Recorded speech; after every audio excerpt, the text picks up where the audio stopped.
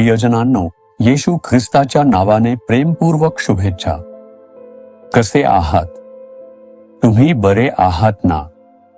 आज मी तुमच्या सोबत एक महत्त्वाचा संदेश शेअर करणार आहे. मी ज्या ठिकाणाहून बोलत आहे ते बॅप्टिस्ट चर्चमधील एक खोली आहे. ही खोली इंग्लंडमधील युनायटेड किंगडमच्या लिसेस्टर शहरात आहे. या खोलीबद्दल महत्त्वाची गोष्ट म्हणजे 1793 साली भारतात आलेल्या मिशनरी आणि देवाचे सेवक विल्यम केरी यांनी वापरलेली अनेक वस्तू येथे आहेत. त्यांच्या स्मरणार्थ या सर्व वस्तू गोळा करून ठेवण्यात आल्या आहेत. ते भारतात आले, देवाची निःस्वार्थ सेवा केली आणि प्रभूसाठी अनेक गोष्टी साध्य केल्या. त्यांनी सांगितले की आपल्याला प्रभूकडून महान गोष्टींची अपेक्षा ठेवावी लागेल. आपण प्रभूसाठी महान गोष्टी करण्याचा प्रयत्न केला पाहिजे. त्यांच्या स्मरणार्थ येथे अनेक वस्तू गोळा करून ठेवण्यात आल्या आहेत. ते ज्या काळात या चर्चमध्ये काम करत होते त्यांनी या चर्चमध्ये उपदेश केला आहे. त्यांनी भारतात देवाची सेवा केली. 1793 ते 1834 त्यांनी भारतात देवाची सेवा केली. त्याचप्रमाणे त्यांनी त्याला मिळालेली पत्रे आणि भारतातून लिहिलेली पत्रे जपून ठेवली आहेत. त्यांनी ज्या चर्चमध्ये सेवा केली त्या चर्चचे रेखाचित्र देखील येथे ठेवले आहे. ठीक आहे, जर तुम्ही विचाराल तर आज प्रभू मला काय सांगतो? फिलिप्पीकर 3:14 ख्रिस्त येशूच्या ठायी देवाचे जे वरील पाचारण त्या संबंधीचे बक्षीस मिळवण्यासाठी मर्यादेवरील खुणेकडे मी धावतो. आजचा दिवस भारताचा राष्ट्रीय क्रीडा दिन म्हणून साजरा केला जातो. खेळाडूंना प्रोत्साहन देण्यासाठी क्रीडा दिन साजरा केला जातो. खेळणाऱ्यांचा उद्देश काय असेल? मी गोल मारला पाहिजे, मी धावा केल्या पाहिजे, मी जिंकले पाहिजे, मी धावले पाहिजे आणि शर्यत विजयीपणे पूर्ण केली पाहिजे. ते अनेक दिवसांपासून स्वतःची तयारी करत असतील. ते अनेक दिवस हेच एकमेव ध्येय ठेवून मेहनत करत असतील. त्यांना ते विजयीपणे करायचे आणि पूर्ण करायचे असेल. विल्यम केरी सुद्धा असेच होते. त्यांना प्रभूने भारतातील लोकांबद्दल दिलेल्या दृष्टिकोनाची पूर्तता करण्याचे स्वप्न होते. त्यांनी ते नेहमी डोळ्यासमोर ठेवले, प्रार्थना केली, त्यासाठी मेहनत केली आणि मोठी कामगिरी साध्य केली. त्याचप्रमाणे देवाचा तुझ्यासाठीही एक मोठा हेतू आहे.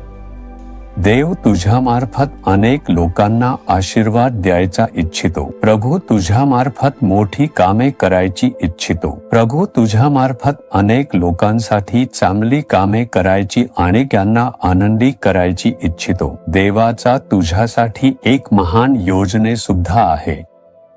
तो पुरस्कार मिळवण्यासाठी तुला वरच्या दिशेने प्रवास करावा लागेल आणि धावावे लागेल. तुला धावून ही शर्यत विजयपणे पूर्ण करावी लागेल. तुला ती पूर्ण करावीच लागेल. हीच योजना देवाने तुझ्यासाठी आखली आहे. तुला त्याकडे सातत्याने वाटचाल करावी लागेल. तो वचनात म्हणतो, मी त्या गोष्टीसाठी पुढे धावतो ज्यासाठी येशूने मला पकडले. प्रभूने 1974 साली सेवेसाठी बोलावले. ते म्हणाले, तुझ्या लोकांकडे पहा, भारतातील कोट्यवधी लोकांकडे पहा. या लोकांना सुवार्ता सांगण्यासाठी आणि त्यांना चांगल्या गोष्टी मिळाव्यात म्हणून मी तुला निवडले आहे. प्रभूने मला बोलावले.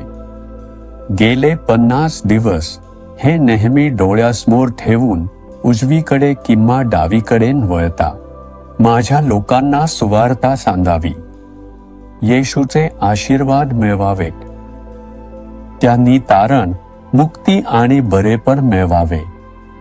मी त्यासाठी सतत धावतो.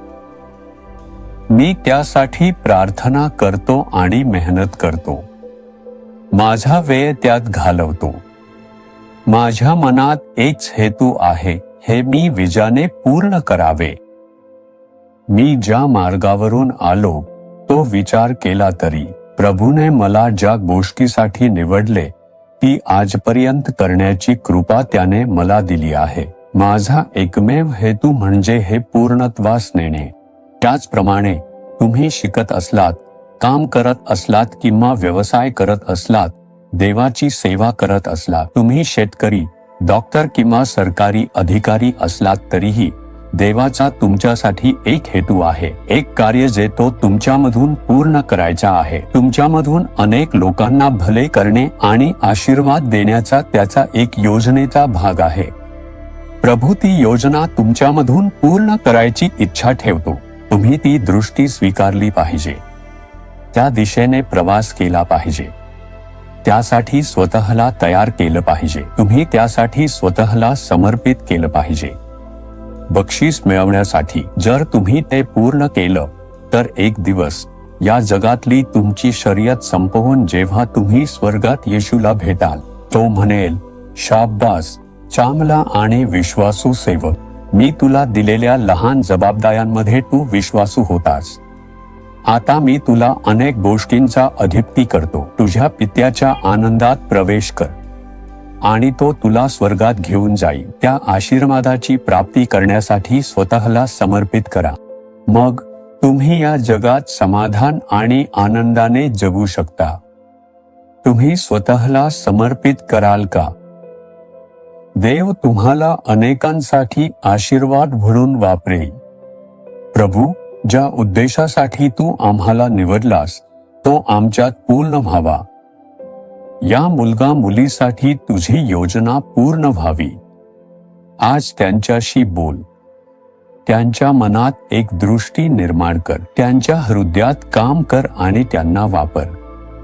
त्यांना वापरून अनेकांना वाचव, बरे कर, मुक्त कर आणि आशीर्वाद दे. ज्या उद्देशासाठी तू त्यांना निवडलं आहेस तो पूर्ण करण्यासाठी त्यांना तुझं कृपाशक्ती आणि बळ दे.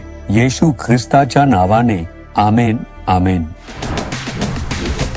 जीसस रिडीम्ड मराठी ह्या YouTube चॅनेलला सबस्क्राईब करा. सबस्क्राईब बटनावर क्लिक करा आणि बेल चिन्हावरही क्लिक करा. दररोजच्या नवीन कार्यक्रमांची माहिती मिळवा.